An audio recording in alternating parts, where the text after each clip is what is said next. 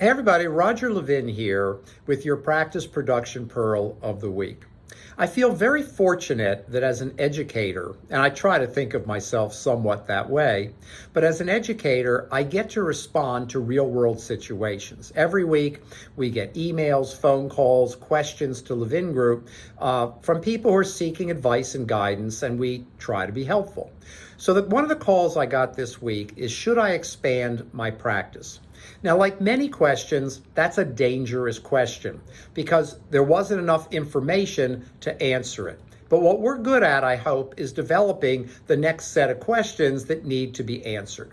So we start by looking at your current situation. Whenever you're asking a future-based question, start by asking, well, where are we now? We have X number of treatment rooms, Y number of new patients, Z amount of revenue. Always start by doing a current real-time analysis. Once you know where you are, then you can begin to project. Because remember, I don't care who your expert is, I don't care how much experience they've got. I'm now sitting with 38 years of experience, and no one, including me, can tell you the exact answer for the future. Is inflation going up or down? Will world events have an impact? What will the cost of gasoline be? Will the supply chain be better? And so on. Nobody knows the exact answers to those questions, or if they do, they certainly don't know the exact timing.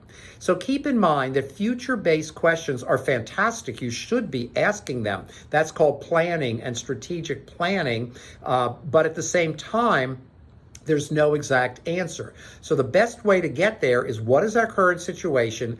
And then what has to happen for that answer to be yes? I've seen people expand and get into serious financial trouble, but more often than not, I see people expand and do well. And even if you don't max out the expansion, it doesn't mean you can't do well. So should you expand? I don't know, but start with where you are now and then ask the question and answer, what would have to happen with our revenue, new patients, in community, insurance? What would have to happen for the answer to that expansion be yes? So it's a great question. I had the pleasure of talking to this dentist. We worked through it together. We got a bunch of numbers, and we were able to come up with a very high odds that expanding would be really good and provide a great ROI, return on investment, for this practice. That's the way to do it. That's the way to do strategic planning. That's the way to think.